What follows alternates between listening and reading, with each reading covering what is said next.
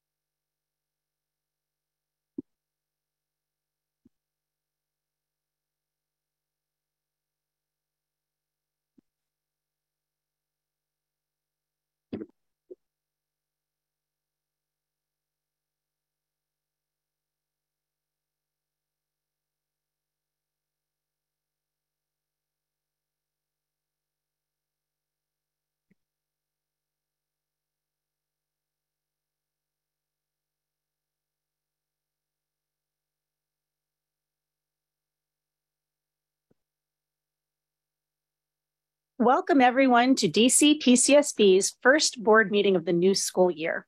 It is wonderful to be here together with you in service to DC's educational communities and especially to the learners of all ages in our schools.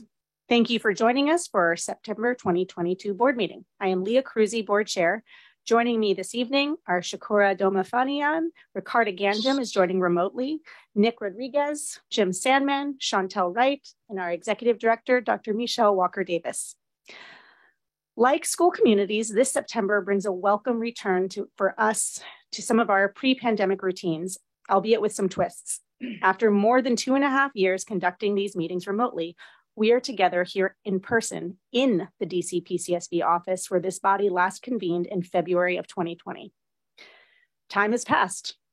3 of us were here in February 2020, in my case with a little bit less gray hair, And 3 of us were sworn in just in the last few months. And though this body in our current formation has served together for a few months now, Dr. Walker Davis has been at the helm for more than 2 years. This is actually our first time all together in person. So as you can see, though we are here together in person, we are masking when not speaking in keeping with the DC PCSB's office policy. And other meeting participants, including the public, will continue to participate via Zoom and YouTube. Through the pandemic, this medium has enabled more members of the public to attend and participate in our board meetings, better enabling us to ensure a shared understanding of our work. So while I hope that someday we will sit together again in one space, for the time being, we will continue to offer participation via Zoom. As we all bring back many pre-pandemic practices with both relief and with joy, we also know that the effects of the pandemic persist, including troubling learning loss and lasting trauma of lost loved ones. Earlier this month, OSSE released results of the district's statewide assessments in ELA and math. The results confirm anticipated academic declines in both areas. This information is critical to help us all, education leaders, educators, and families, understand where our students are academically to most effectively inform recovery efforts. As the authorizer of public charter schools in the District of Columbia, data like this underscore the importance of our decision-making to respond to citywide need and that it results in improved outcomes for all DC students, especially those in historically marginalized groups. This is the core of our collective work. With that in mind, our team is engaging the Accountability Framework Task Force to ensure that the new accountability method this body approves next spring sets the right expectation for the kind of high-quality learning environments children need and parents expect. We look forward to reviewing updates at these public meetings over the coming months. And lastly, before turning over to our Executive Director, Dr. Walker Davis, I wanted to review one outstanding item. As you may have read in the papers, a former employee of KIPP DC PCS may have been involved in an incident of financial fraud. We had hoped to talk about it at this meeting, but our review is continuing. We plan to complete that before discussing at a board meeting, most likely in October. And now, Dr. Walker Davis. Thank you, Chair Kruse, and good evening, members of the board and the public. Early in my tenure, I launched an ambitious process to develop a strategic plan we refer to now as our strategic roadmap, and it has been our North Star. This evening, I will share updates from the first year. Let's begin with an overall summary of the status of our strategic priorities. In our strategic roadmap, we have 3 strategic priorities: excellent schools, enduring partnerships, and effective organization. For each priority area, we've established 3-year goals. As a refresher, the following slides will show each of these goals for our strategic priorities. To achieve excellent schools for all DC students, we will, by 2024, pilot and implement a new accountability framework. In addition, we will conduct annual needs assessments to inform decisions on new schools and expansions while taking student needs and data into consideration. We are going to review policies we use to monitor schools and, if necessary, revise them to make sure they align to our mission, vision, and ready values. Our next priority, I'll pause for a second.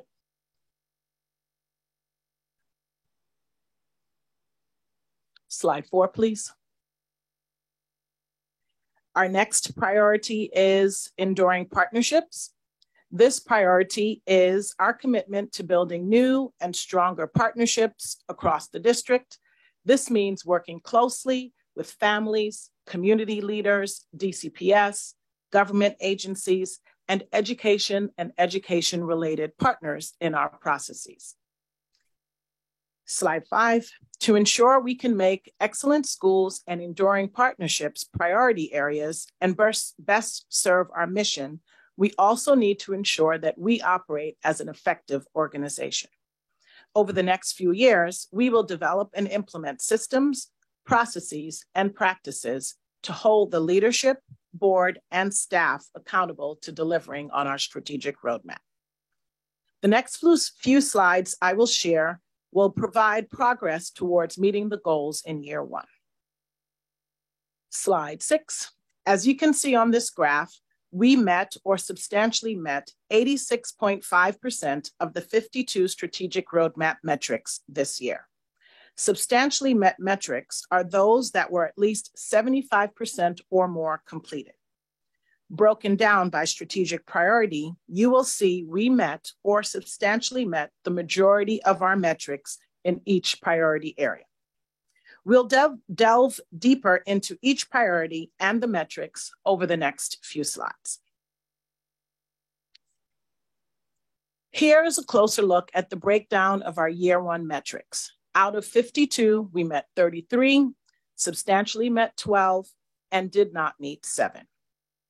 Now, let's look at the metrics per priority area.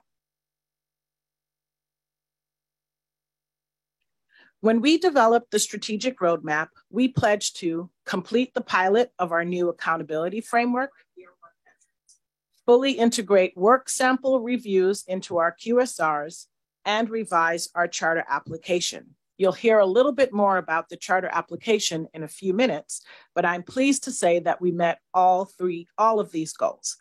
One last thing remains: complete the financial oversight policy, and that work is in progress. This slide shows the summary of our enduring partnership metrics. Included in the metrics met this year was better coordinating of our work and participation on various task force and work groups. For our metrics not met, these will all carry over into the next year, and I am confident we will meet these priorities in 2022-2023. Lastly, here is the summary for our effective organization priority. Included in this metric, in the metrics met this year, was the creation of our first race, equity, diversity, and inclusion big picture and action plan, a clean audit, and the creation of the tool that allows us to track and report on our progress toward the strategic roadmap. As with enduring partnerships, the two metrics we did not meet this year, which were around data collection, centralization, and a new internal procurement process, will be completed this year. Overall, I'm extremely proud of the work of our team, all that they've done to achieve our year one strategic roadmap goals. This presentation will also live on our website under the strategic roadmap page.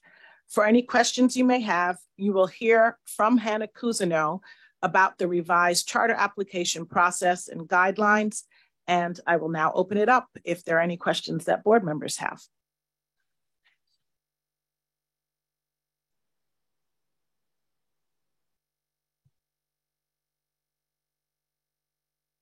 Thank you, Dr. Walker-Davis and team. It's been a busy year. I'd love to hear some of your thoughts on how we square some of our reflections on the last year and these internal goals that we've set with the PARCC results that we referenced earlier this evening. Thank you, Chair Kruse. I think you referenced this in your opening remarks that while we might have expected to see some of the results that we did in PARCC, it is still a call to action for all of us to really focus on improving outcomes for students. And so I'm very pleased to say that we took that into consideration, not necessarily these specific results, but the work that would be necessary coming out of the pandemic when we named our excellent school goals. When we talked about revising our accountability framework to more specifically highlight quality and to signal where are there areas for improvement, as well as where we are doing a good job across the charter sector. And so I'm excited that that work is at hand. I think also, as you'll hear from Hannah tonight, we took into consideration what do we want to signal as folks are interested in opening schools or expanding grades? How do we factor in where we know our students are right now into what expansion should look like in the future? So I believe that we anticipated a need to do better. And I am very pleased to know that we have data to really target our efforts going forward. Dr. Walker-Davis, is it okay? Yeah, great, thanks.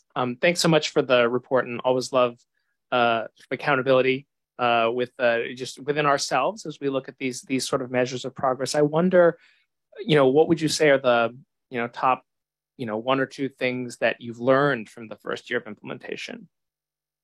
Yeah, I would say, thank you, Nick. I would say the biggest lesson that we learned, well, the thing that I'm most proud of is we identified metrics, we measured them, we found ways to report them and hold ourselves accountable and reflect.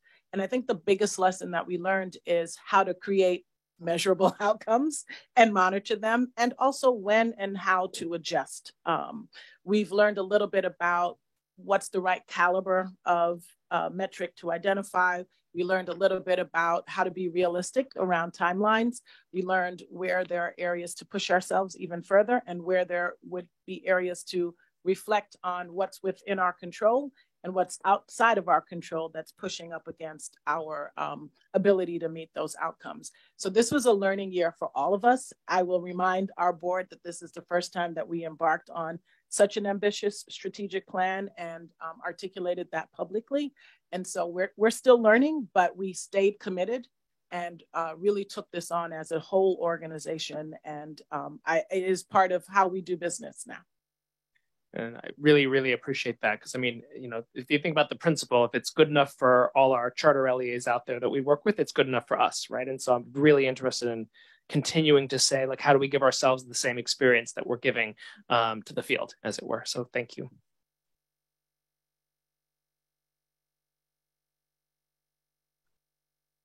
Dr. Walker Davis, what are your plans for meeting in the next year, the goals that we didn't meet in the past year? Thank you, Vice Chair Sandman. That's an excellent question. And many of those goals were actually in progress. The reason why we identified them as not being met is because we set a specific date and we did not meet them on that date, but most of them are actually in progress. And we've adjusted timelines and know for sure that those are goals that we can meet in this year. There are a few other goals that are dependent on our partnerships with external entities or other events that might be happening that we will have to keep an eye on and monitor and ensure that we can meet those goals. But most of the ones that were in the not met category were more an issue of timing, more so than our inability or lack of capacity to execute. Thank you.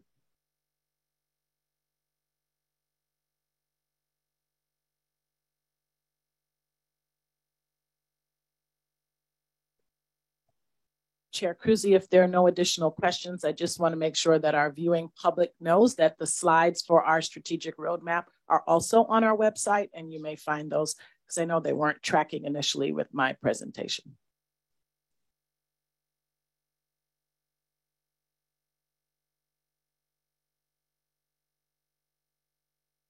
Okay, thank you.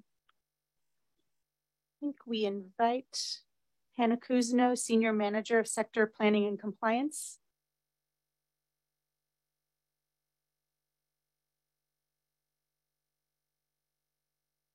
Who will be discussing the 2023 Charter Application Guidelines.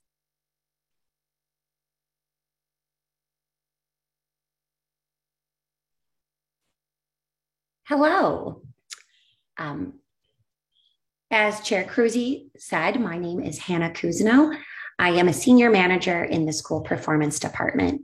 And tonight I will be leading a discussion on the 2023 Charter Application Guidelines, which we publicly released on August 31st, 2022. We'll also be sharing my screen, so bear with me for one moment.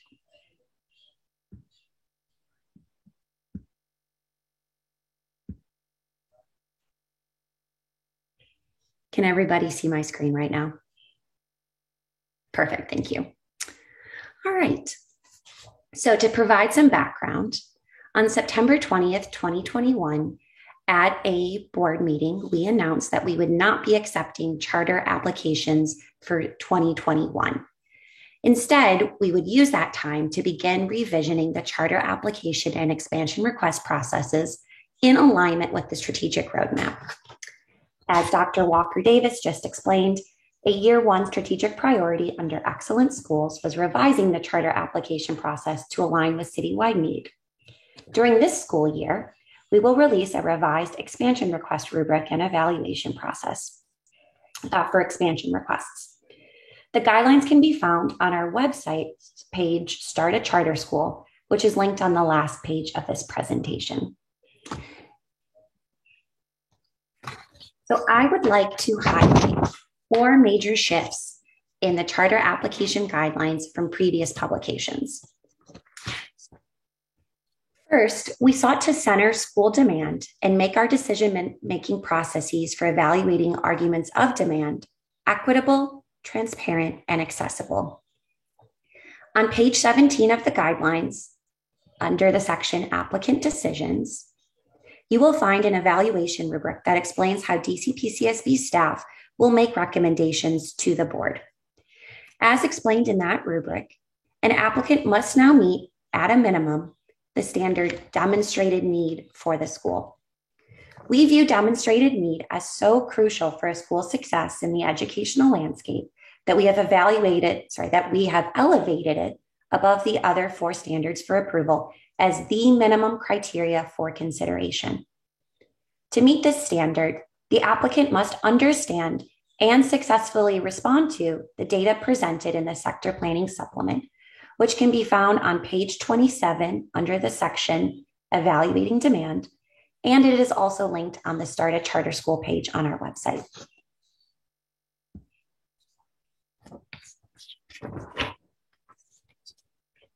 The second shift is that we engaged with community stakeholders, especially families, to understand how they are making school choices. In section A3, Community Input on page 30, applicants must explain how their school program reflects the school choice findings gathered from our community outreach efforts, which we did in collaboration with Lumen Impact Group. We did outreach via surveys and focus groups to learn how families were making these decisions, as well as from the outreach efforts from the applicants themselves. Third, we want to ensure that applicants, stakeholders, and DCPCSB staff and board understand this re-envision process. We kick off this work tonight with this discussion, and we look forward to future opportunities to build understanding. For example, we will hold a training for prospective applicants later in October. I will also present to our Parent and Alumni Leadership Council, or the PELC, next month.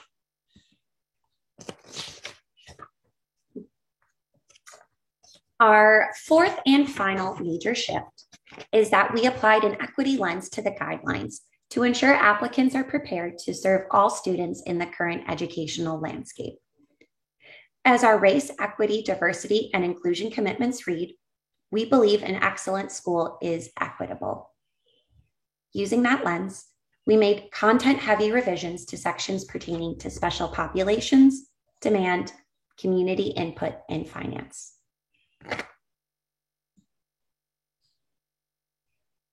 Looking forward, this timeline comprises the external-facing events of the charter application cycle. I'll highlight a few dates. Application materials are due to DCPCSB by March 6, 2023. We will hold capacity interviews with with applicants between March 22nd and 23rd. There will be a public hearing separate from a traditional board meeting held on April 18th.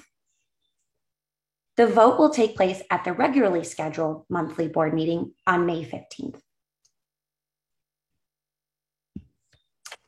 This concludes my presentation. I'm happy to answer your questions about the guidelines and upcoming cycle. And I also invite you, board members, to share your thoughts and perspectives on the revisions and upcoming cycle.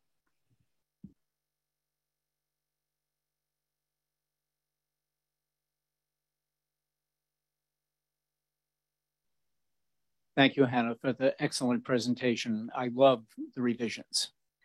I have a couple of questions, and I particularly like the new emphasis on demonstrating need, demand. I think we've needed that for a while, and I think you've provided excellent guidance about it. My questions relate to that element of the guidelines.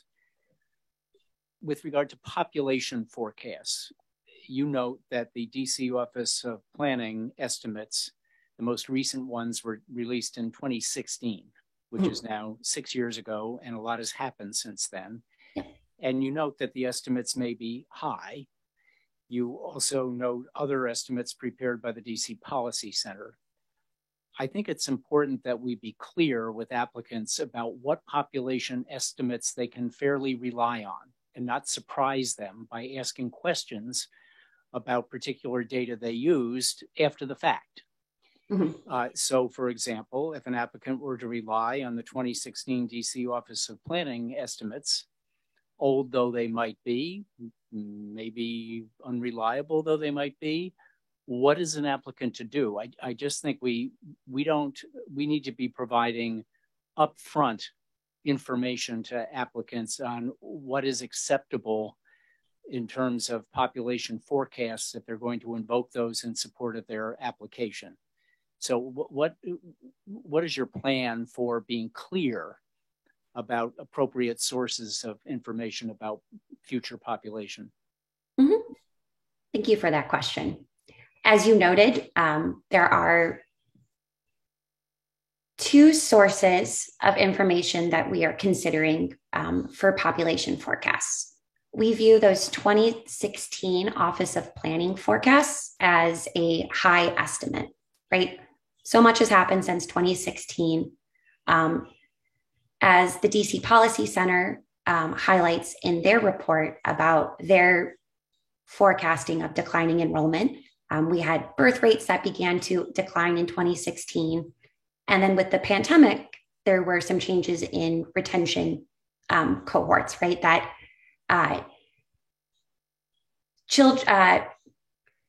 people of child rearing age left the city in higher numbers. We saw some declines in enrollment, especially at some of the younger grades during the pandemic, right? And so there's a lot of information right now. The way I view it is that those two sources, the Office of Planning and the DC Policy Center, can comprise an upper bound and a lower bound of some potential outcomes. At the end of the day, population forecasts are just that, forecasts. They're trying to read the tea leaves and decide how we can make thoughtful decisions. So what we are looking for is for folks to be able to understand and synthesize some of these different scenarios and present us with some very tangible evidence that there is support and demand for their proposed program. We want that evidence to be very concrete, and we want it to represent families of students who could attend the school, so in the correct age bands. Thank you. I'd encourage you during the application process to engage in dialogue with applicants about that subject. What you just said was very clear to me. I want to be sure that anybody who didn't hear that has the advantage of your thinking before they file an application or before we act on it. I have a second question. We ask applicants to respond to the community input that we received as a result of the survey and focus groups that Lumen Impact Group conducted this summer. How often will that community input be updated going forward? Yep, that is something we are looking to update annually, the same way that we would like to update that sector planning supplement annually as well. Thank you. Thank you, Hannah. Are you able to synthesize for us some of the insight we gained from this first round of community input and focus groups? I know some of it's available here, but just for this meeting. Sure. So I will also caveat that a reason for why there should always be iterative community engagement efforts, right, is so that we can get responses from populations as close as those that we serve in our schools, right? So in our first round, while there were some themes that we expected to see, we think there could be additional nuance if we can reach more diverse populations, for example, more English learners, multilingual families, as well as some more Black and brown low income families, they are underrepresented in our survey results. That said, we saw a lot of really interesting things that we think that applicants can really hold on to and develop strong programs in response to. So unsurprising issues of transportation, of building school communities, of finding programs that are really responsive to an individual student's needs. Those are top of mind for lots of families, right? As well as safety and kind of that larger like school community feel, right? The ability to really know school staff, to feel a connection to that community and to feel like that your student is safe. And safety looks very different for different families, right? So there's psychological safety and well-being, as well as some physical safety. And then the pandemic really adds an extra layer around, from a health standpoint, safety precautions are in place. Thank you. Ricarda? Yep. Thank you. Hi, everyone. Thank you. I'm apologize I missed the roll call earlier, but happy to be here remotely this evening. Hannah, thank you for the presentation. I did want to ask a little bit about balancing the need for new and innovative schools against what we have today with our existing programs. Can you tell us a little bit more about that? Yes. So I will say a lot of those big shifts that I mentioned today get at the idea that we want applicants to be able to center their proposed program within a context, right?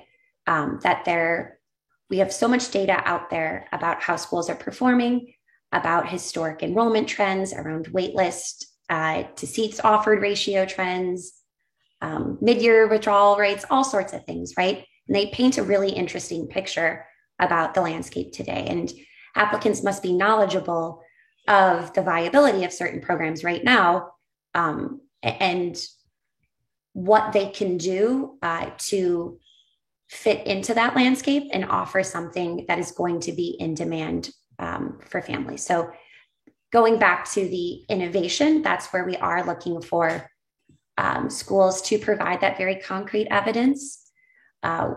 As always, we are looking for evidence-based programs, but I think at this point in our authorizing, we need to be very cognizant around what is existing right now across the landscape and what are maybe even some requests that are in the pipeline currently. The last thing I'll say is that I think one of the takeaways for myself about the impact of the pandemic on student learning is I think there are many families out there that are looking for something innovative and responsive and cutting edge to really be a place where their children can thrive. And so that's what we're very much so looking for this year is finding applicants who both understand the history and the context, but are future looking. Really, what does it mean to open a school in the 21st century during and post a pandemic? Great. Thank you, Hannah. Sure. And so thank you, Hannah, for all of your work on this. I am excited to see the direction that we're headed in, and excited to hear so much of what folks have been asking for in terms of clarity come through in this proposal. So thank you. Now that the guidelines are here, they've been released, what are your next steps? How are we moving forward? Our next steps are really to lean into that engagement piece so that we can build understanding with stakeholders, including prospective applicants, other community members, my fellow staff members, you as board members, to bring it back to a question, Jim's first question, right? There are definitely areas that we could build this common understanding. I think demand and demonstrated need are two that are very top of mind for me. And so I look forward to beginning that training and engagement process so that we can have a clear rubric and evaluation of like what we are looking for and how we can approach those subjects. So stay tuned. This is not the last time you've heard from me, board members. And as I mentioned in my presentation, applicants and other stakeholders can also look forward to additional opportunities to engage, to ask their questions, to get feedback. We are very excited to begin that process. Awesome. Thank you very much. I think we have one more question, Hannah. Thanks very much, Hannah. I really appreciate this and looking forward to seeing how it plays out over the course of the year. My question is about the demand piece and just asking, so if I put myself in the shoes of the school, I'm obviously supposed to think about demand in kind of the population I'm serving, the community, et cetera. It also says, though, that it has to be taken alongside other actions the PCSB is taking, other enrollment ceiling increases, other approvals, et cetera. And so historically, how have we handled that sort of solving a school's problem versus solving the city's problem, as it were? And I mean, I can imagine on one end, you could be like, there's an overall budget of seats or something like that. But it seems to, but I don't know if we're firmly sort of like, we know exactly what our approach is going to be and how much it's the same as or differs from what we've done historically. So I just be interested in your comments on that. Again, putting myself in the shoes of the school, trying to navigate, what does this mean vis-a-vis the other decisions PCSB is making? And I'll also invite Dr. Walker Davis to share some of her thoughts as well, since this gets outside of my wheelhouse about some other decision making. Sure. That said, excuse me. Once again, if one of our goals is to situate an application within the current context, then there has to be some knowledge of and understanding of other requests that are out there. For example, in the past, we've had applicants propose very similar programs at the same time.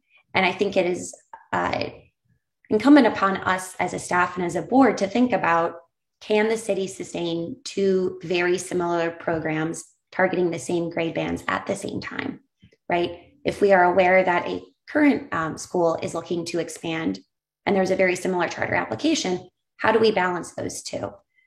I think those are very nuanced situations. They're ones that we have not directly referenced before, but I think that really is the future of this work is learning how all the pieces of the puzzle fit together. I would just echo what Hannah said. Part of what I'm most excited about with this application process is that there is this supplement that we are asking candidates to reflect on. And that supplement puts our current context out in front. It gives them the data to wrestle with, and it allows us as a staff to make recommendations to the board against what you've already approved, similar situated programs, and really that innovation piece. So I think we have more tools in our toolbox than we did in the past. And we are at a place in our authorizing where we do have to be very thoughtful about not just the ability of the individual school coming to us, but how that individual school fits into our larger portfolio. So I believe we're well positioned. Of course, when we bring those recommendations to you next season, that's when the tough decisions will have to be made. But we did anticipate that we are in a different place than we have been when we've received applications. And so I think we also have more tools than we've had in the past. Great, thank you. Dr. Walker Davis, I'm not sure if this is a question for you or Hannah, but I do want us just as a board to be thinking about right now, we have a pause on schools with enrollment ceiling increases, correct, Hannah? For expansion requests. You will hear about an enrollment ceiling increase later tonight. Okay, I'm sorry. That's right, for an expansion request, right? Until when? Through this year, 2022. But you will hear in the very near future about some guidance around expansion requests. Okay, so I'm sharing that to say I think that there's a level of transparency that we need to make sure we give to both applicants as well as to existing schools about how we're thinking about our existing school expansion while we're also accepting new applications in at the same time. So I just want the board to be accountable for that to the existing schools in terms of timeline, how far in advance they need to get any expansion requests in, knowing that we have paused for our existing schools, because I think it can look conflicting from the outside in. So I'd like to see us address that in a very transparent way.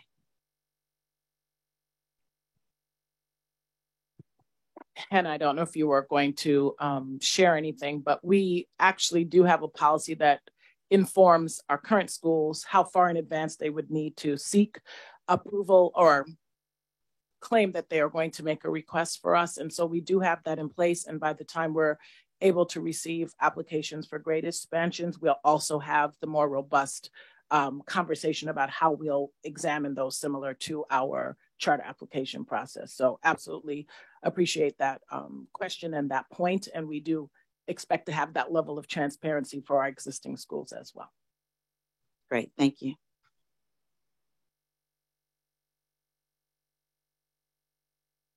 Okay, thank you, Hannah.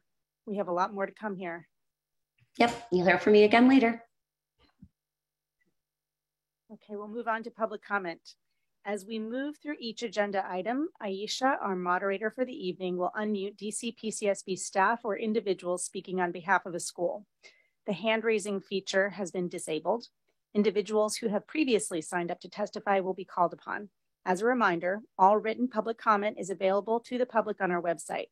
If you didn't sign up by sending your name to the public comment mailbox before this meeting, please submit your comments to public.comment@dcpcsb.org or call our public comment line to leave a voicemail testimony at 202-328-2660 and select option 2. We will now hear from the witness who has signed up to speak, and I'd like to invite Ms. Valerie Jablow to testify. Ms. Jablow, please keep your comments to 2 minutes. Thank you. I am Valerie Jablow, and as a DC taxpayer, I want to outline poor public notice in Eagle Academy's application and PCSB actions. 1, the application references Eagle's board voting unanimously on this grade expansion at its February 2022 board meeting. The only meeting calendar I found showing any meetings of Eagle's board for school year 21-22 is on the charter board's profile page for Eagle. But that calendar has no date for an Eagle Academy board meeting for February 2022. Rather, it lists Eagle board meetings in September and December 2021 and March and June 2022. I was also unable to find any Eagle board meeting in the DC Register for January or February 2022. 2, that school year 21-22 calendar of Eagle board meetings was posted on the PCSB website on February 18th, 2022. That was a few days after I asked PCSBs to meet about and when Eagle's board met, what they discussed, and who they were, since all of that was unavailable on the school's website. Apparently, until February 18th, 2022, it was missing from PCSB's website too, despite a legal requirement for it in at least one of those places. That suggests that the Eagle board's unanimous vote was held at a meeting without any public notice, and that public access to the meetings on that calendar was artificially limited until February 18th. 3, Eagle's application mentions attached minutes from Eagle's February board meeting, but I was unable to find those minutes in the materials for tonight's meeting, and there are no minutes I can find for any Eagle board meeting on its website. 4, Eagle's application also says it sent letters to the ANC commissioners around its schools to notify them of this expansion. But in the materials for this meeting, there are only undated letters from Eagle to the ANCs, while the PCSB report states that PCSB, not Eagle, notified the ANCs in early August. Who notified whom and when? In my emailed written testimony, I have more examples of poor stewardship of public information by both Eagle and PCSB in this application and beyond. Thank you. Thank you.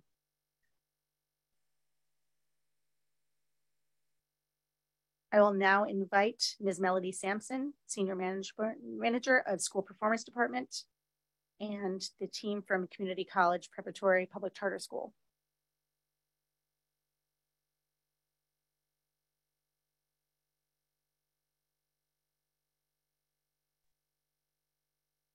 Good evening. As Chair Cruzy said, I am Melody Sampson, a Senior Manager in the School Performance Department. Tonight, the board will hear from Community College Preparatory Academy Public Charter School regarding its request to operate exclusively at 3301 Wheeler Road Southeast during school year 22-23. The facility located at 3301 Wheeler Road is one of several facilities at which Community College Prep is currently authorized to operate. The school proposes collapsing operations into one facility to save money for a new permanent building it plans to have built in the coming months. Community College Prep Public Charter School plans to move into the to-be-built facility ahead of school year 23-24. Representatives from the school are available to answer the board's questions.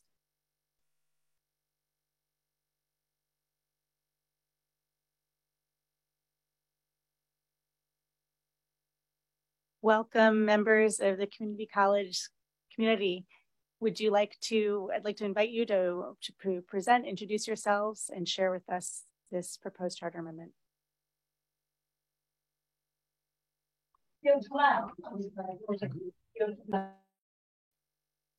Dr. Dunn, go first. Okay. Good evening, everyone. I'm Dr. Wallace Henry III. I'm the Chief Executive Officer at Community College Preparatory Academy. And I'd first like to thank Ms. Sampson for her assistance in preparing our amendment request this evening and to extend greetings to the entire board. As Ms. Sampson has just stated, we have submitted the proposal for our amendment before you today, which would be a shift in operations which previously had been over multiple campuses to operate exclusively at our 3301 Wheeler Road site. This would then become our main campus. Although we are approved to serve students at 3 satellite facilities, our headquarters shift will allow us to conserve funds as we prepare for a new permanent home, which we will return to the board for approval at a later date.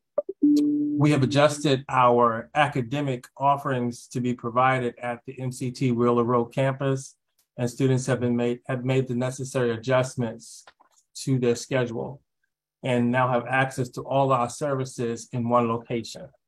We are equipped to serve all 600 students in this one location, as we have 3 different sessions, a morning, afternoon, and evening session to accommodate our students in this one building. Ms. Ray or Ms. Spinner, would you like to add anything? Ms. Spinner? You're on mute, Ms. Spinner.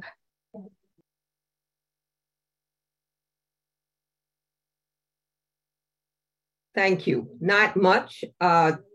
We have historically managed these kinds of shifts, and under Dr. Henry's leadership, we've been able to really begin to be more and more a blended learning model, which is required and which we think is working better at each session.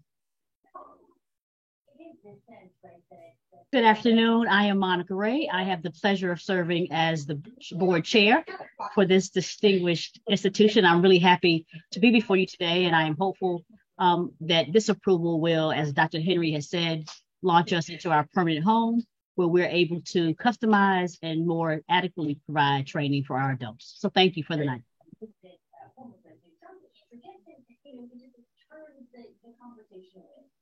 Thank you for joining us this evening and for the presentation. I'll kick off and invite board members if anyone else has questions, but would love to hear how, if at all, this interim period while you're in this location will impact delivery of instruction and programmatic model this year and for however long this lasts. We have anticipated no impact, primarily because we have students that are participating in a virtual, both in person and virtually. And so our numbers will accommodate students that are in the building at any given time. We have students that come in, they may come in and decide to come in for whatever reason on site for additional assistance, or they want to work directly with another member of our staff, our student support specialist, perhaps. But we have sufficient space and have added several seating areas for one-on-one conferences. We've converted our conference spaces to flexible spaces that can also be used for meetings as well as classrooms.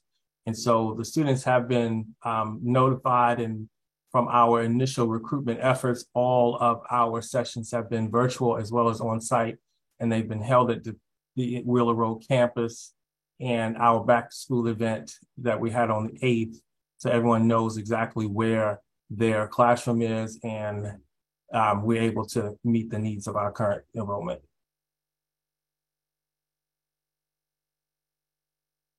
Thank you. Good evening. Go ahead, Ricardo. I was just going to ask, just to build on that, what kind of community engagement did you get into this decision in terms of your students, your families, your staff, and their enthusiasm to support this? You want to go ahead, Dr. Henry? We have several town hall meetings that are held monthly for our students. And so we've notified students that way. And we've had several activities that brought them to the main campus. And what we've seen over the past few months is that we have our care kitchen, our haberdashery services, our student support services, as well as our instructional services all under one roof. And it has improved the access for our students. And they've been very pleased not to have to go from one campus to get one service and to come to another. And so this will actually move us in the direction of where we ultimately will be in our permanent home with everything in one building.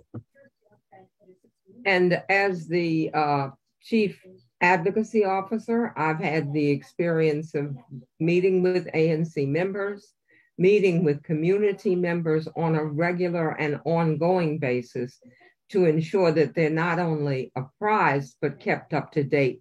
And you will note in our application that they did respond to let the board know that they were satisfied in writing and dated appropriately.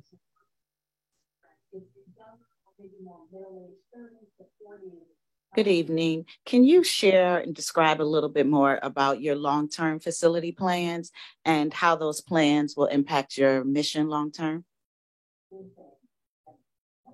Dr. Henry, I need to jump in first. Sure. Our long-term facility, short of being a permanent home for us, allows us to create customized learning experiences for our students, in an environment that is age appropriate. And many times we've been in spaces that have typically been built in a K-12 environment that we've had to adapt for our adults. We're able to truly build a facility that is currently capable for adults. We're able to increase our technology. As with COVID and our impacts, we've been able to really increase our ability to deliver instruction virtually, and being able to build a facility with the adequate technology to support that backbone is going to be critical to our ongoing learning. We also have the ability to be in an environment that is one that is a tree and wooded area. So we're excited about being able to create an environment around our school that our adults are able to recreate in as well. We have been able to get funding from, and I'm sorry guys, I'm planning a funeral and my house is full. If there's background noise, please excuse me. We have solidified funding from Civic Builders for our permanent financing, as well as secured a $2 million loan from the OSSI. We have banked our equity for the building, so we are committed funding to build the building, and we expect to break ground in late fall this year with the delivery by January of 2024. We are presently in the building with KIPP, and that lease expires in June of 2024. So we'll have a 6-month cushion of time in order to complete our move and making sure all of our students are on board. As Ms. Spinner has said, the ANC 8A, where the new school will be sited, has provided support letters for our efforts to both GDOT and to the OSSI. The bordering ANC 8B, has also provided letter of support, and the community has really rallied around the opportunities that are presented by having an adult charter in this community. From the site, we border both Ward 7 and Ward 8, so we're able to really touch 2 of the 3 wards that our additional charter have set aside for us to target. So first, that's no easy task. So congratulations on getting, at least even getting to that phase. Where exactly is the long-term facility anticipated to be? It is in the 1800 block of Good Hope Road. It's right across yeah. Plaza. If you know it, Yeah. it will sit in the park. It's actually a U Street. It's a short street now, but if you turn on U Street and go into the woods, that will be our front door. Wow. Okay. Congratulations. Thank you for sharing that. About some outdoor classrooms, so I'm excited about it. Yeah, and that's a perfect location, thinking about adult ed especially. So congratulations. And when you think about the fact that the overwhelming majority of the adults in need of our services sit in Ward 7 and in Ward 8, this is an ideal site for us for that reason. To add, it's very well accessible by Metro transportation. The circulator crosses our front door, as well as 3 of the Metro buses. So it's probably a 5-minute walk from the Anacostia Metro. Not an ideal walk, but could be walkable, but circulating access gives it really good access to our adult learners. And remind me how soon that is? If all goes well, and we have a few heritage trees that we have to deal with, but we plan to break ground late fall this year, with delivery in 14 months, January 2024. Thank you. And I believe we will be voting on this evening. Oh, I'm sorry, Shakura, please. Good evening. Again, I echo the excitement. That's wonderful. I can't even wait to see what that looks like. But one question I have, would you be able to quickly speak to what are some of the health and safety implications to you all collapsing operations into one building? And how are you all planning to sort of deal with that with regard to social distancing and all that other stuff, having so many folks in the building? Go ahead, Dr. Henry. Go ahead, Ms. Miller. You go first. Right now, we are providing a range of both mental health and health-related referral services. And our shift to Good Hope Road should have little, if any, impact, since we will carry those partnerships with us and continue to work in that vein. And I'll let Dr. Henry speak further on that. We've been following the guidance in terms of insisting on masks when our community level is high. At this point, we are unmasked and masks are an option. We make rapid testing available to all of our staff, and our staff have to test every Monday coming into the building. Students are now also able to access that rapid testing. And so when we do have a rare outbreak, which has been rare, fortunately for us, we notify our staff and students as well, and shift to testing daily until for those that possibly been exposed to an affected person.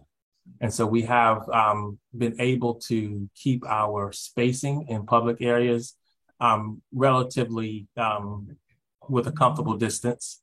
The 6-foot requirement is no longer required. So in classrooms, students do have a single desk or table that is their own. And so we have not experienced any overcrowding in spaces. Thank you.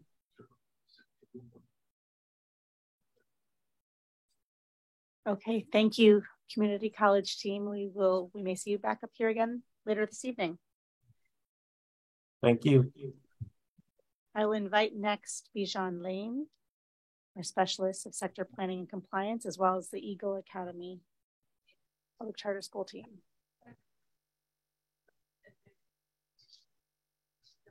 Good evening. My name is Bijan Lane, a specialist in the school performance department.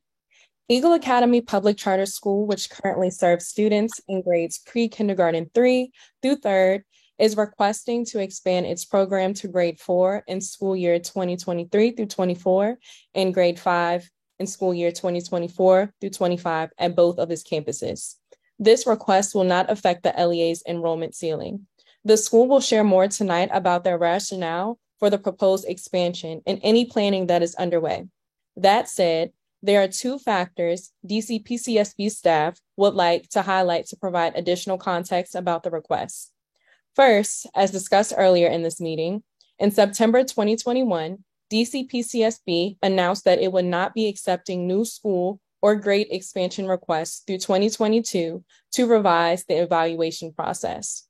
Second, according to DCPCSB's Charter Agreement Amendment Petition Submission Policy, schools must submit all grade expansion requests no later than June 1st, 1 year prior to the start of the school year in which the proposed changes will be implemented. Eagle Academy submitted their application after the date. Representatives from the school are here to answer your questions.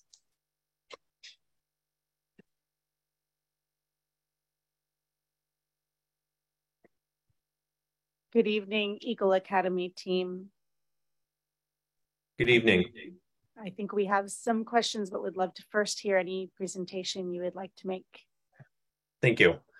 My name is Aaron Lentner. I'm speaking to you today as both a parent of 2 Eagle Academy students, 1 current student and 1 former student, and as Eagle's board chairman. Eagle Academy Public Charter School is requesting an expansion, as was said, for our curriculum for support services for 4th and 5th grade. And importantly, what was not said is we are not requesting an accompanying increase in student enrollment.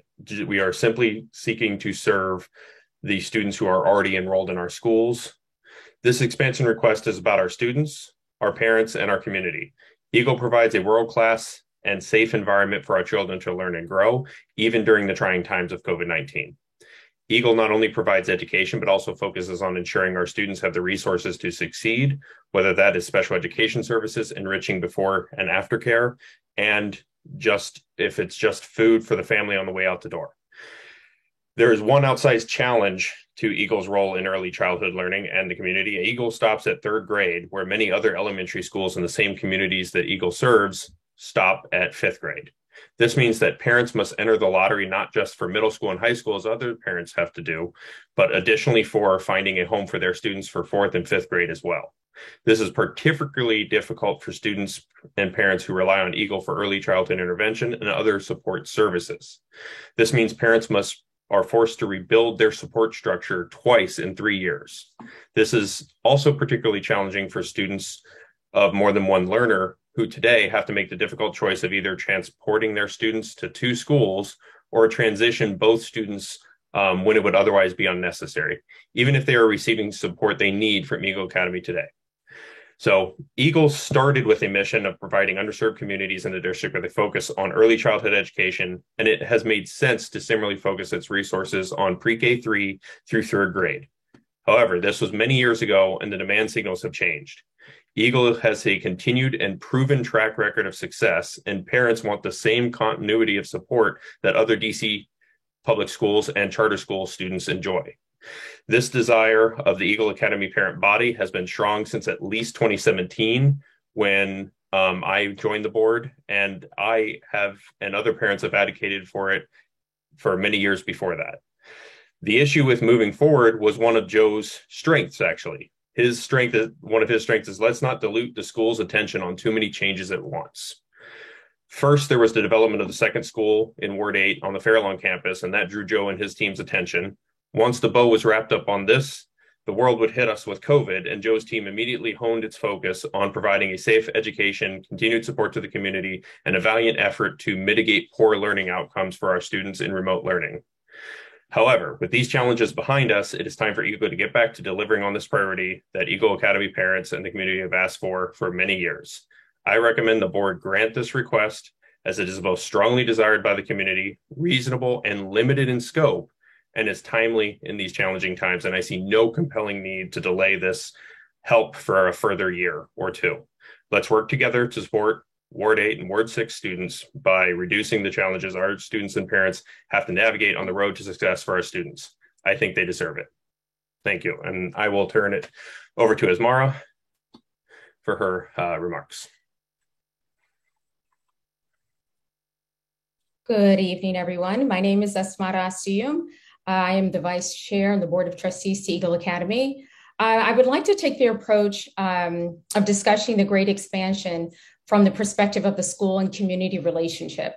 Eagle has served as an anchor institution within the Congress Heights community since 2012. Not only do we function as an educational center, but we also partner with the community to organize a range of supports and opportunities for children and their families.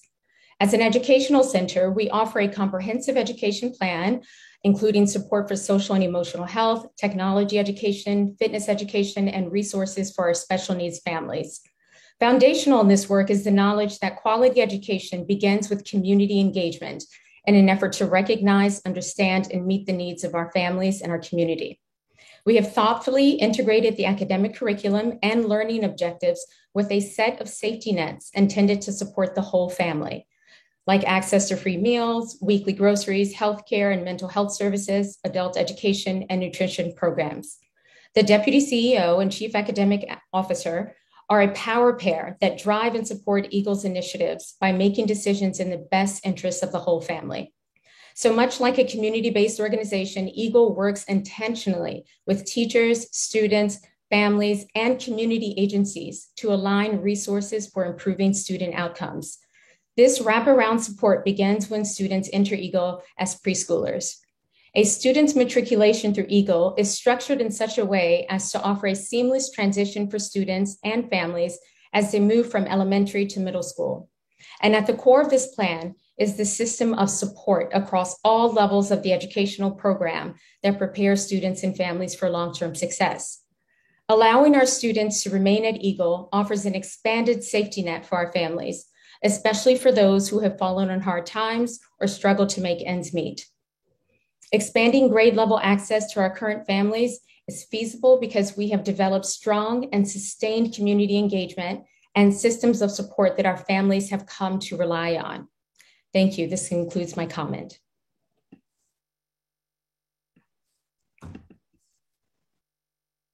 I think I've seen more members of your school community join. So before I invite questions, I wanted to see, is there anyone else who'd like to speak? Are you on, Joe? Yes, Joe Smith. Yeah.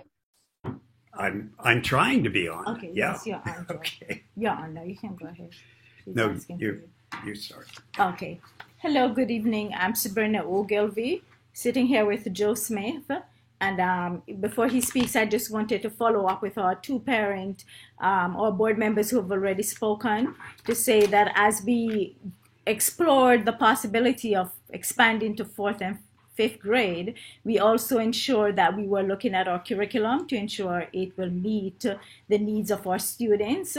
And so that led us to implementing a new literacy curriculum last year into reading, which is a K through 5 curriculum. And so that was our first step in ensuring that we're slowly putting the pieces into place so that we can do this expansion 23-24 school year. We already had in place our math curriculum, which meets those requirements. And this school year, we are now launching our science curriculum to ensure that if we are granted the opportunity to expand to 4th grade, that we have done some of the preparation in terms of acquiring rigorous curriculum which meets the standard for those grade levels. Thank you. The Board of Trustees and staff of Eagle Academy have wanted Eagle to go to grades 4 and 5 for a number of years. There were two reasons for this. First, it is better for the children to have a safe, supportive, and consistent educational program for their elementary learning years. The children we serve often have too many disruptions in their personal life. Eagle provides the stability many of these children need. Second, coming out of COVID, the children have had every routine upset. They need the certainty and familiarity of a strong school and a consistent school staff to address and support them. The parents also need this as well. Allowing children to stay at Eagle for their 4th and 5th grades supports the family cohesion and stability. Eagle Academy as a school will be okay without the approval of this request. However, we strongly believe that this approval is essential to the success of our students in wards 8, 7, and 6. Many students have been impacted socially, emotionally, as well as academically over the past 2 years. Eagle wants to do the work necessary to get our students back on track and being successful as they enter middle school. This is about the children we serve. Coming out of COVID, they will not be okay. The children and their families have had their lives disrupted. Many have lived in fear of just being around other people. Slowly, they are returning to our public schools. This will be our first time in 2 years that children and staff are not required to wear masks. The masks are optional. The third grade class families have been very vocal and very persistent regarding Eagle advancing to fourth and fifth grades over the last 3 years. The parents of the younger children have been equally vocal, as demonstrated in all of our submissions regarding going to third grade. COVID has caused a major disruption in every aspect of life. You have the opportunity to restore stability to the families of Eagle by allowing this year's third grade class to continue to the fourth grade next fall. The curriculum is set and all the instructional materials available, as well as all of the technology. To keep continuity for our students, Eagle's third grade teachers will be looped with their students to fourth grade to provide the stability and continuity the students need to succeed. There is plenty of room in both schools to grow our grade levels. The fourth grade class will be on the third floor and eventually grow to our fifth grade class. Children will have a chance to become competitive swimmers in our Olympic-sized swimming pool. The pool is also used for science projects that were developed with the Navy. The school will add appropriate after-school program for these grade levels with the emphasis on enjoyment and increasing lateral, divergent, and convergent thinking using games, puzzles, and similar strategies. Eagle Academy Public Charter School will continue. The request is not for us. This request to be allowed to go to fourth grade next year is for our children and their parents. They will be the ones to benefit from Eagle being able to offer additional grade levels at each school. Finally, there is the benefit to you, Public Charter School Board. You will have additional grade levels and additional subjects by which to judge Eagle's performance. This is a benefit to you as well as our families. Thank you.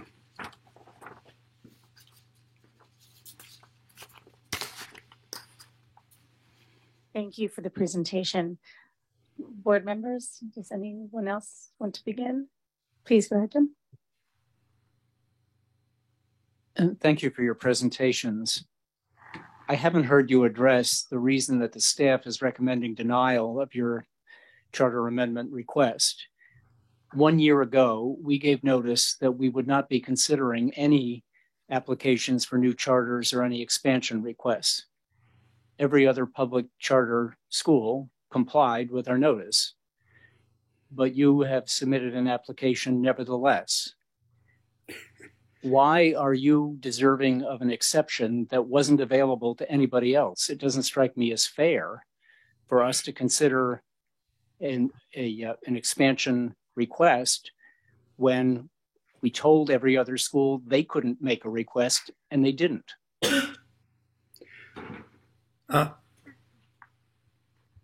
Maybe our parents have pressed very hard for us to do this. And so I understand what you're saying, but at the same time, we were going to apply a year ago, September, but we found out that you did not want to take applications that fall. So we were waiting and we waited, and this year we got our application in. We got it in on June 6th, which was the date we were given. I know it says June 1st on your other thing, but the date we were giving, we had to get it in, was June 6th, 10 days before the board meeting. If we had had the June 1st date in front of us, we would have gotten it in. It wouldn't have been as strong, but we would have gotten it in. So the June 6th date was there, and I believe our parents are pressuring us very hard to do this. So we thought we would take a chance and go before you and see if it was possible for us to do this, because it truly would be beneficial to our students. I just want to be clear about what my concern is. I'm not, the staff has raised a separate issue about whether your application was late under the rules that have applied in the past, where you've got to get your request in by June 1st. My concern is separate and apart from that. We gave notice a year ago that we weren't going to be considering any requests in all of 2022, whether they came in before or after June 1st. So, and the reason is because we are considering new evaluation criteria. We discussed those as the first item on our agenda earlier this evening. So we're in a state of flux. That's why we determined that it wouldn't be prudent to consider new expansion applications during this year. So I heard you say that you got your application in on June 6th when the deadline is June 1st. I'm raising a different point. Joe, no applications are being considered at any point in 2022, and we gave clear notice of that 1 year ago. Yep. I'd like to respond to that if I might. Thank you. So I'd like to say, as a parent in the community and in DC, and on the board for Eagle, I support DC Charter School Board in trying in all the things of the wonderful presentations we had here as the first item. I'm supportive of transparent and clear and metric-based evaluations and a strong focus on making sure the schools are the schools the community needs. I agree with all of that. I do, however, think it's also important to note that our students and our communities don't pause for us to make evaluations. The community and our students continue on, and the needs change. Well, things are. Hey, 1 second, sweetheart. 1 second, sweetheart. Sorry, that's my kid. The needs of our children and our communities change over time, and I think it is entirely fair. I know you gave notice, but I think it's fair. And I would also support any other school asking for an exemption to the policy you guys put out if the community thought there was a strong enough need. And I think a key piece of our request is that we are not asking for more students. We are simply asking to continue to support the students as they exit third grade so that they do not have to upend their support structure. I think as a parent of a student that currently went to Amadon after she graduated third grade and now is at Washington Global, it was a difficult and destabilizing transition. And I think that there is sufficient cause to grant this request for our community, even withstanding the policy put out by DC Charter School Board. And thanks very much. And we appreciate your sharing and bringing the perspective of, what with parents. As a charter parent myself, I know sort of how you all are feeling. And I think, but I also sort of agree with, and understand that the considerations that Jim's raised, they're really, really important in terms of fairness across schools and things like that.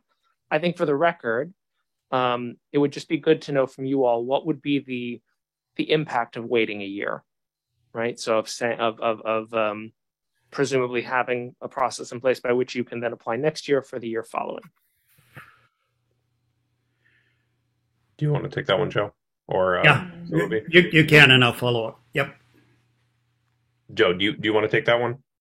Oh, yeah. I think there's one of the things I mentioned in my presentation, and of course it's written and I'm reading it to you, but I was trying to get our thoughts all in there. We are coming out of COVID.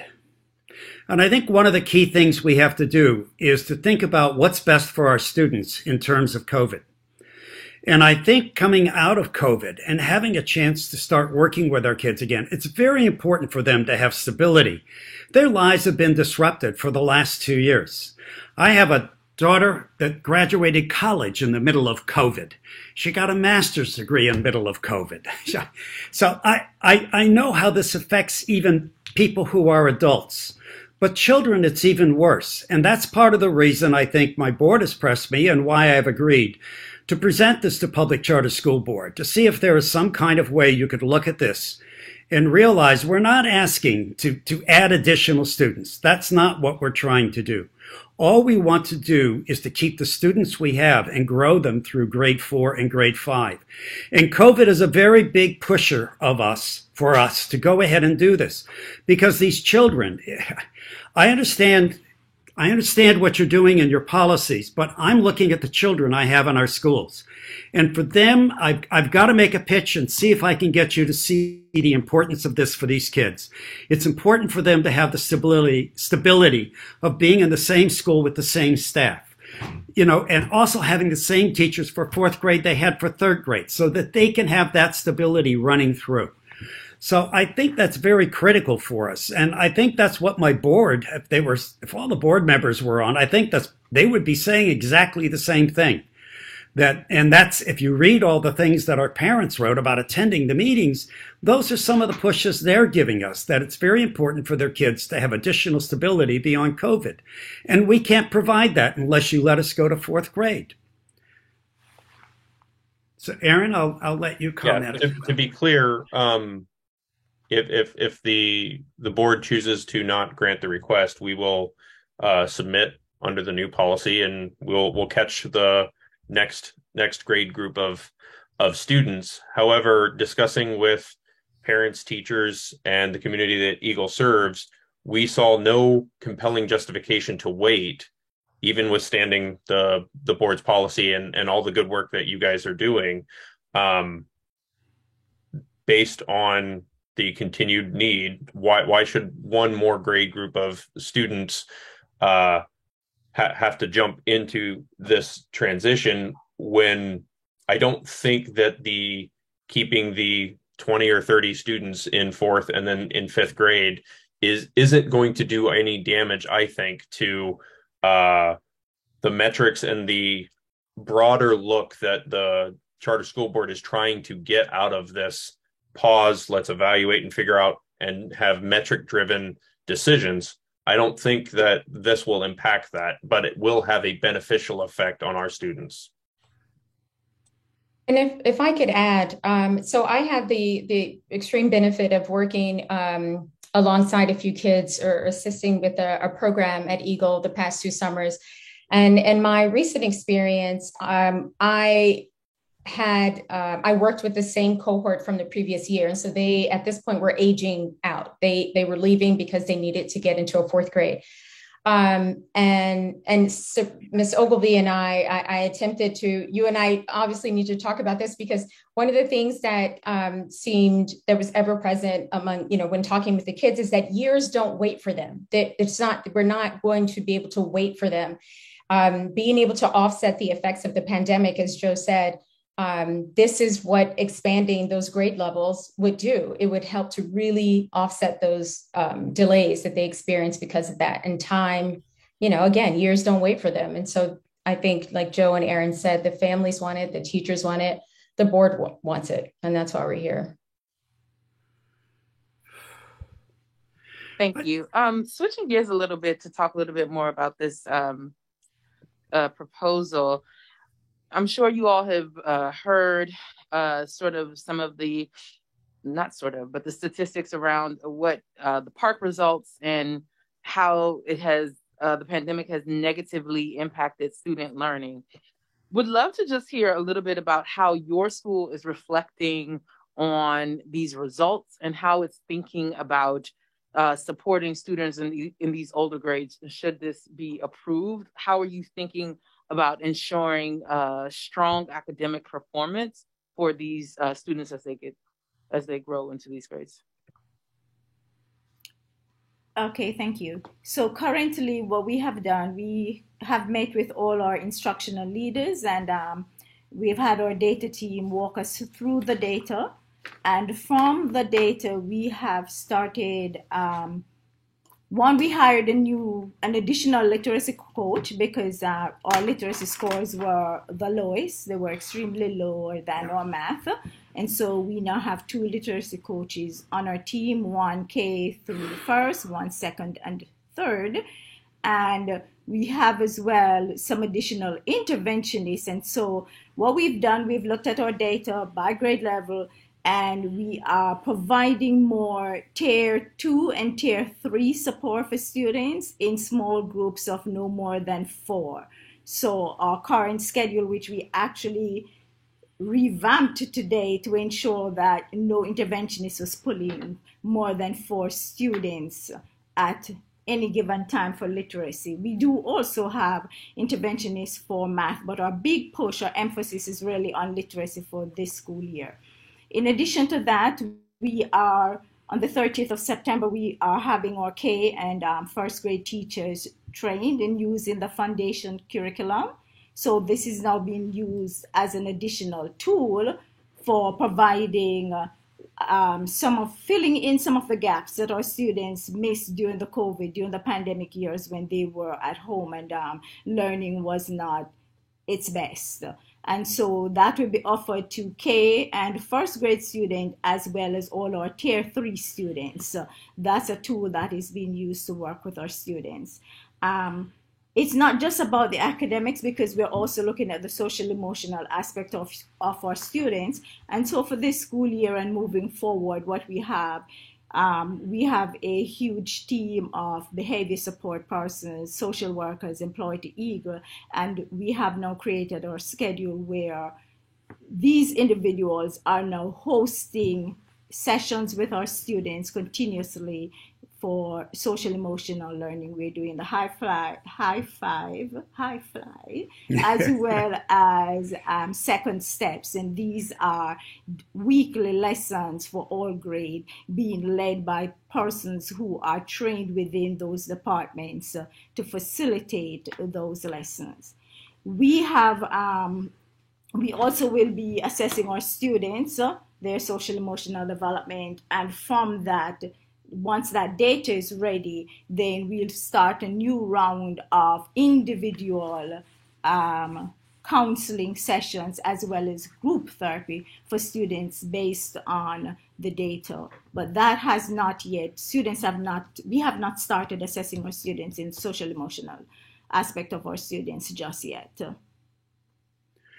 I'm sorry. Go ahead. So I'm sorry, that last point, is that that assessment that's available to all of your students, and then from there you'll determine? To all students, for group therapy. To all students. Yeah, in terms of our performance, of course, COVID has just screwed it up for everybody. I wish our language art scores, reading language art scores, were as high as our math scores. We've consistently had higher math scores, and I have no idea why. Maybe it's we've chosen the right curriculum and right support. But Eagle is in its 20th year of existence. And in those years, we've only had 2 real hiccups in terms of otherwise our schools have always been tier 1 or tier 2. And when I say tier 2, I mean high tier 2, almost tier 1, within a couple points. You could go back and look. And before there were these tiers and we had other assessments, we were near the top.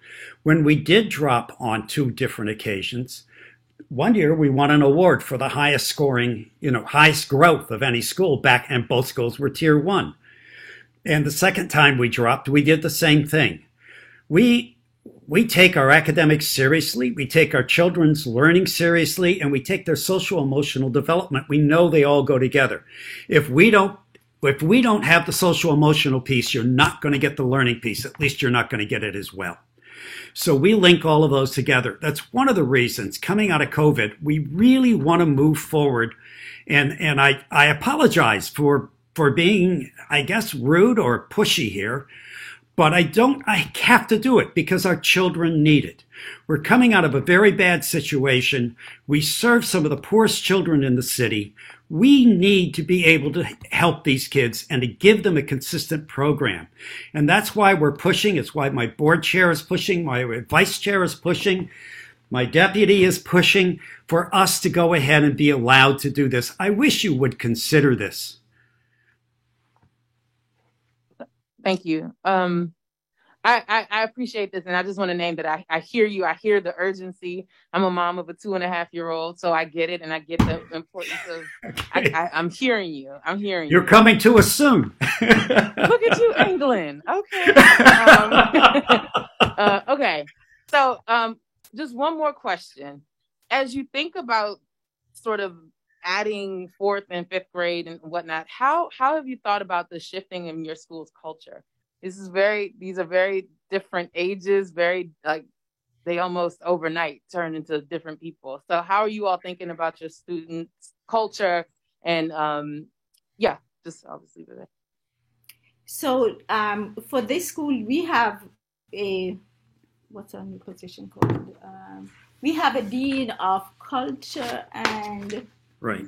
Ooh, it's missing me right now. But this individual is new to our school, but it's coming in with experience from middle school and high school experience. And so along with a consultant whom we have hired, this individual, this team, along with myself and principals, we are drafting the roadmap, so to speak, what we call the Eagle Pride way. So he is going to be the lead who is guiding us through what are the programs that are most beneficial to students fourth grade and higher, what are the potential issues that we're likely to have, what are the best practices for those age group. And so that's what this Dean of Culture is going to be spearheading as he is working with us right now and helping us along with a consultant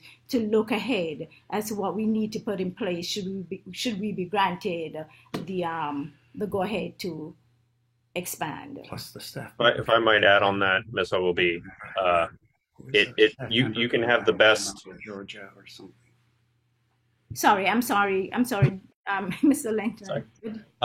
If I might add on to that, Ms. OLB, you can have the best frameworks and processes out there, but it really starts with our educators. It really starts with the principals and then the teachers. And I know my students go to the Riverfront campus, so that's where my personal experience is from. But our principal, Mr. Little, spends time out of his day every day. He's out there greeting students. He has a personal relationship with the young boys of the school, and he's always uplifting them and providing a positive role model. And I think that's a key component in the cultural aspect of being able to move to the older grades as students transition from third grade to working their way up to middle school in that important key couple years. So I think it really starts with the people that Eagle has. Thank you. You want to mention that? Ricardo. Yep.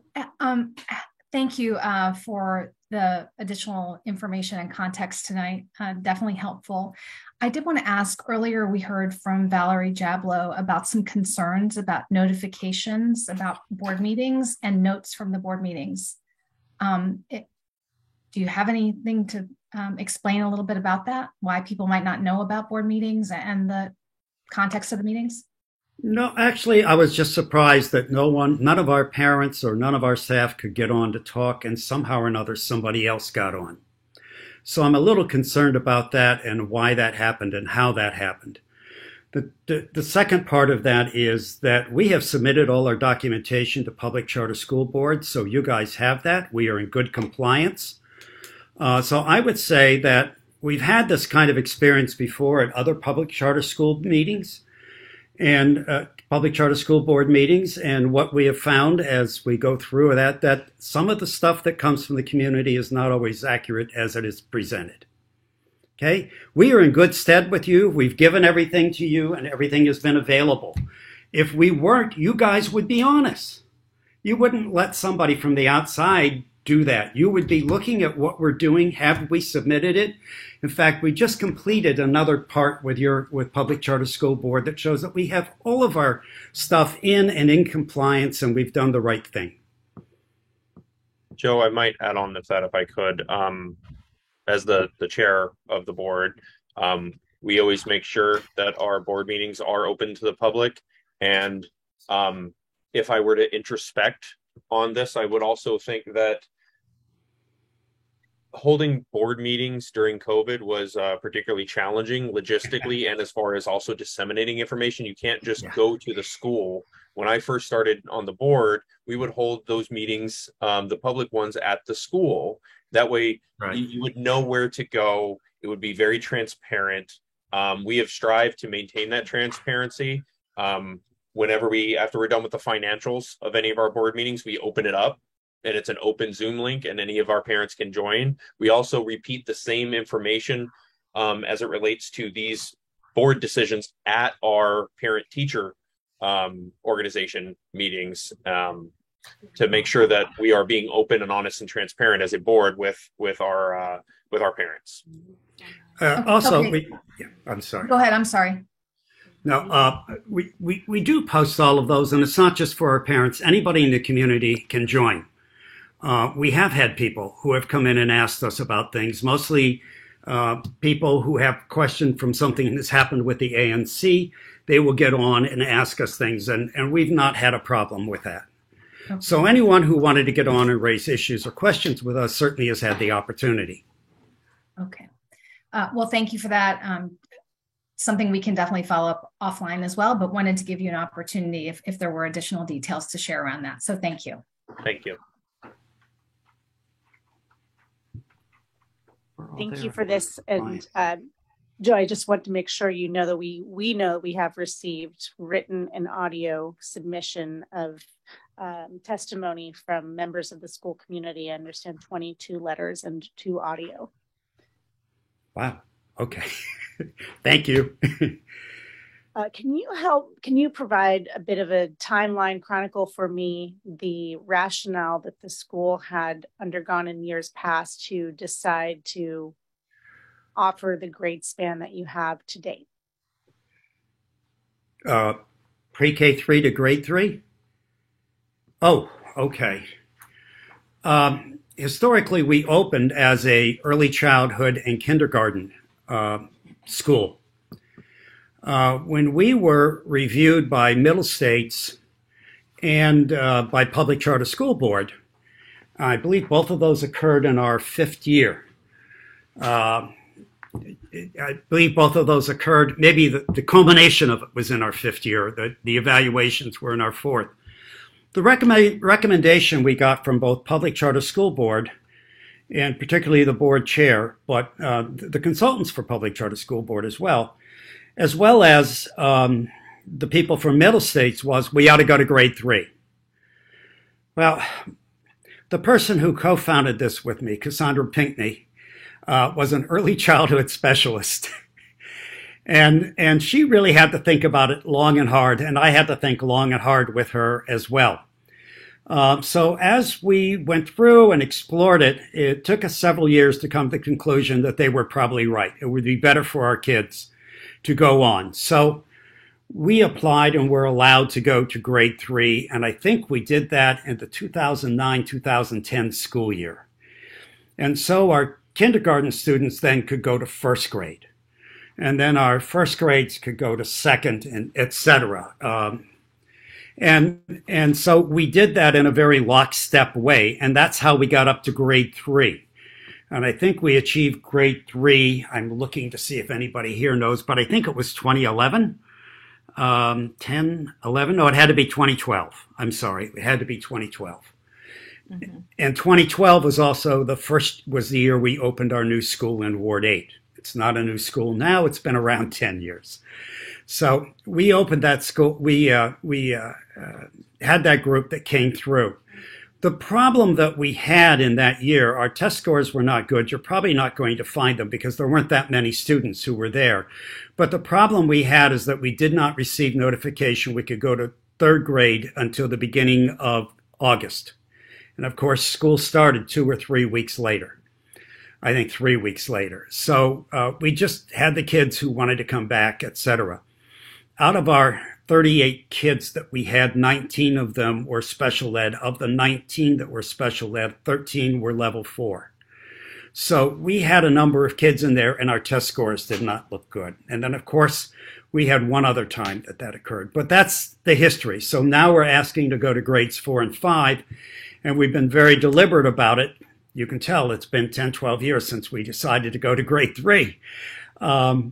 And so we're very deliberate about it and moving ahead, and we don't do that unless we think we should and we can.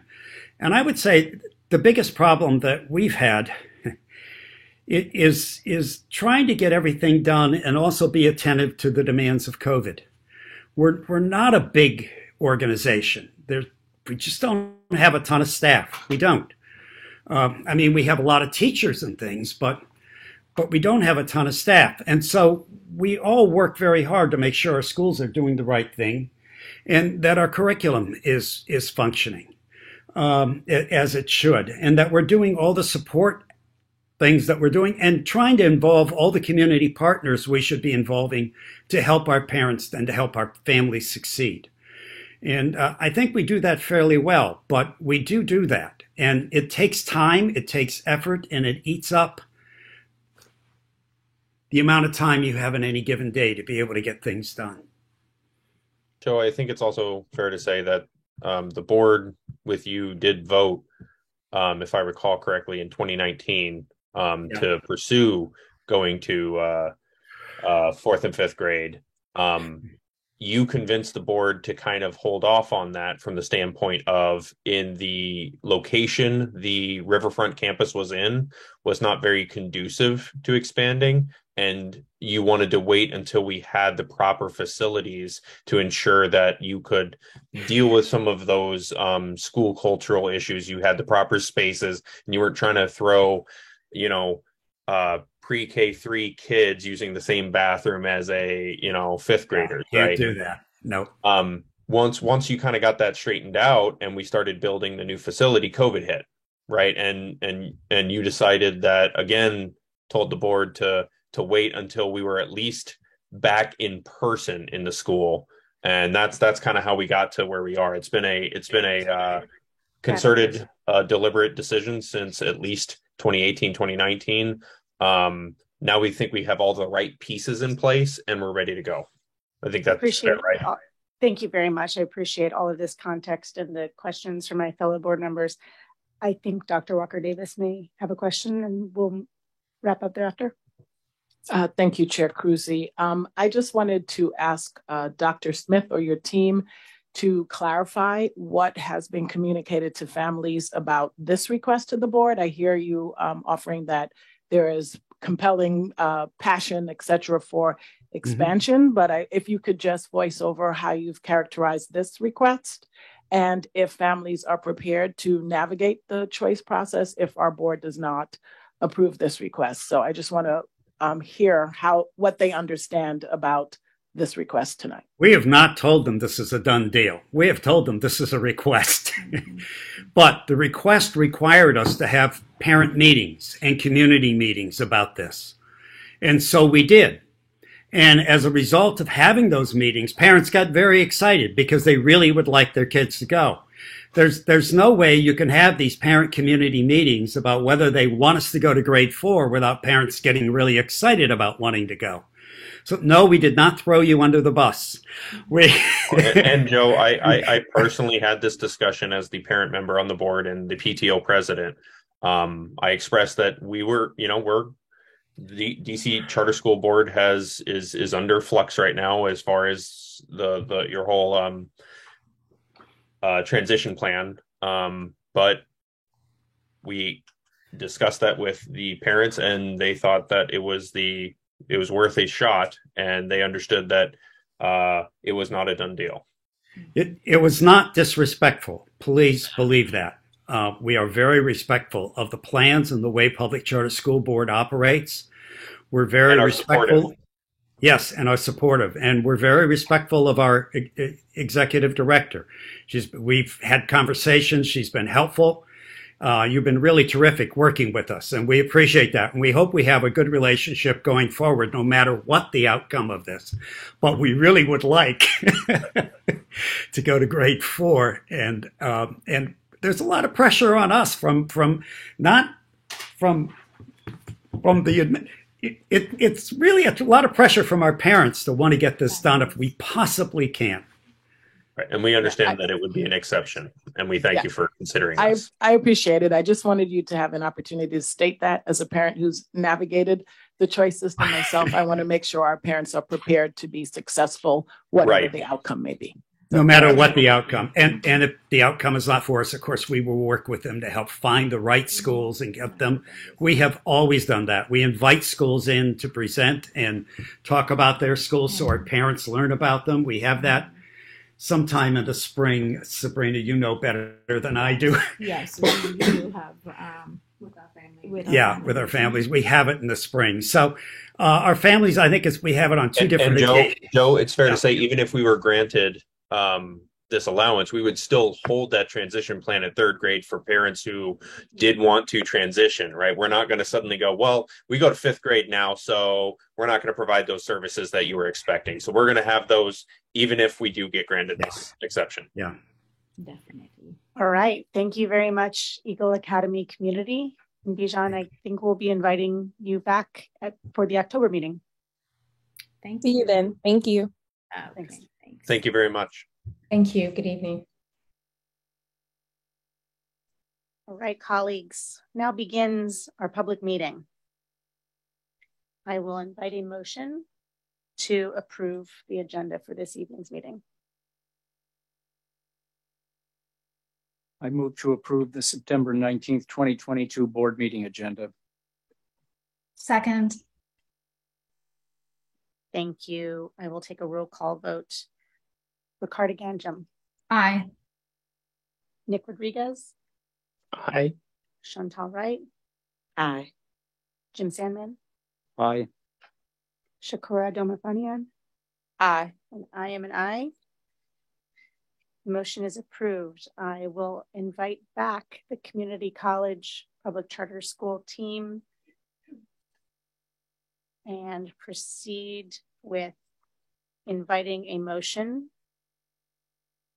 on the proposed charter amendment that we discussed earlier this evening.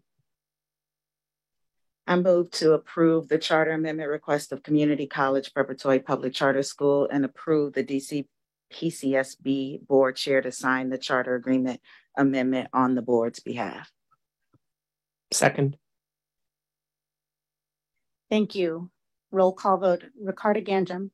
Aye. Nick Rodriguez. Aye. Chantal Wright. Aye. Jim Sandman. Aye. Shakura Adomafanian. Aye. And I am also an aye. Congratulations, Community College Public Charter School Board. And community. I think I can speak for everybody that we are really looking forward to seeing this campus come into place January 2024 and all that happens before then. Thank you very much. Next, I will welcome a motion to consider the proposal that was discussed at the last board meeting for DC bilingual.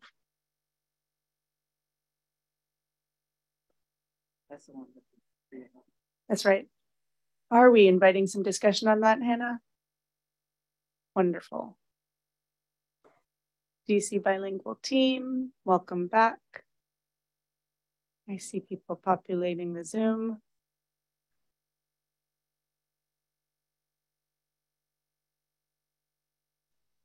We're waiting for two more folks, and then I'll do the introduction. Oh, fantastic.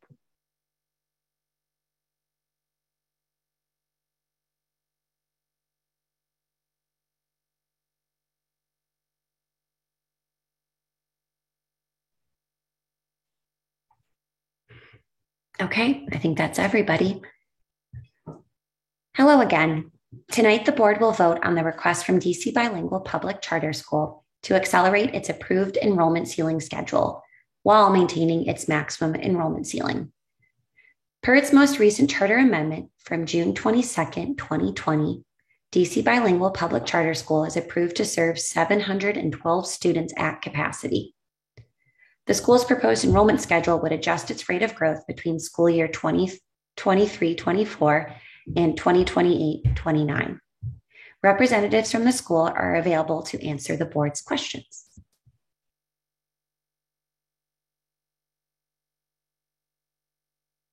Welcome, DC Bilingual team. Glad to see you again. I think at our last board meeting, we were looking forward to hearing some updates about your discussion on this proposal with your board. So welcome any and all updates. Hello, everybody. I'm Daniela Anello. I'm head of school at DC Bilingual Public Charter School. Following the last conversation we had with you at a monthly meeting, we had a board meeting in which it was voted unanimously to support this request. In addition, we also have received a conditional certificate of occupancy that will expire November the 1st. And John Breyer, our construction project manager, is on the call also. And so we plan to apply for our permanent C of O sometime next month in order to meet the deadline of 11/1. Oh, sorry, Christian Yarberry, Chief Operating Officer. Hi, DC Bilingual team. Good to see you guys again. Christian and John, it's actually the C of O that I'd like to talk to you a little bit more about. So I know at the last board meeting that was an issue. Seems you got the temporary one. Talk to us a little bit about what's going on with moving towards the permanent C of O, particularly given the timeline, all the delays in the city. What is your plan B in the event you don't get this permanent C of O? I'd just like a little bit more detail about that, please. Yeah, so just a little history, because the school needed to wait to do a lot of the site work this summer, because we didn't want to impact school operations last year to finish up the building project, we went in for our conditional C of O with a lot of outstanding site work logistics. And so we were granted that without a problem. At this point, all of the conditions except the planning of the bioretention areas and some other site planting has been completed. And so we plan to go back in early October. The school does have a permit expediter supporting them in the process. And in all of our conversations with DCRA, we're very confident that we'll get the final C of O through by the November 1st deadline. In the event that something did not work to get our final C of O, we would reapply for another 90-day temporary C of O because we have our students in the building, and then resolve any issue that got flagged through the final C of O review process. Great, thank you.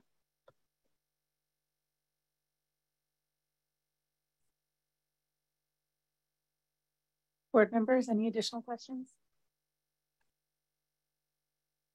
Okay, thank you. With that in mind, I welcome a motion to consider this amendment request.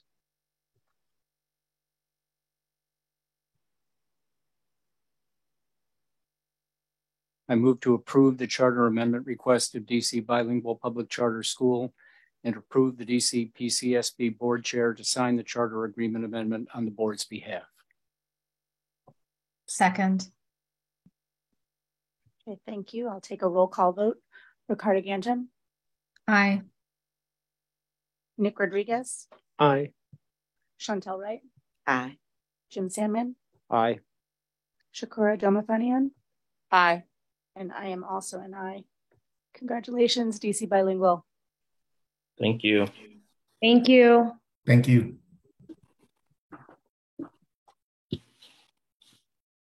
Board, we now move on to the portion of our agenda where we consider the consent calendar. Would any board member like to remove an item from the calendar for further discussion or state a recusal for the record?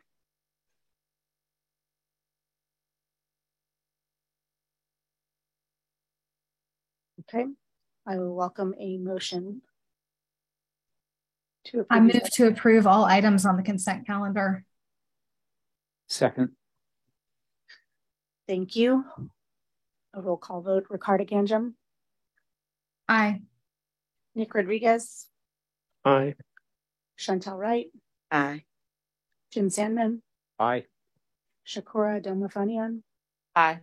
And I also approve. And next on our agenda is the election of a new board treasurer.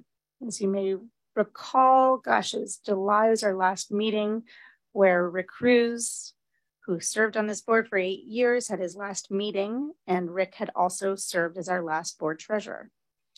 Later this year, we will hold our annual election of all board officers, but tonight's vote is to fill that vacancy in the treasurer position. And now open the floor for officer nominations for board treasurer. I would like to nominate my colleague Chantel Wright to be board treasurer. Double second that nomination. She beat me to it. Second. Not sure how this would work, but are there any other nominations for board treasurer? Hearing none, we will now take a vote on the nomination of Ms. Chantel Wright as treasurer. Ricardo, I'll take a roll call vote. Ricardo Gandrum? Aye. Nick Rodriguez? Aye. Chantel Wright? Aye. Jim Sandman? Aye. Shakura Domafanian? Aye. And I vote aye as well. Thank you. Congratulations. Thank you. I feel more complete now. New business. Is there any new business?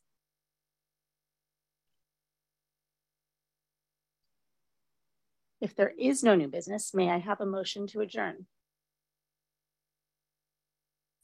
I moved. Oh, go ahead. Thanks. I move to adjourn the September 19th, 2022 board meeting. Second.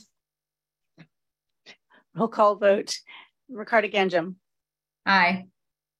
Nick Rodriguez? Aye. Chantel Wright? Aye. Jim Sandman? Aye. Shakura Domafanian? Aye.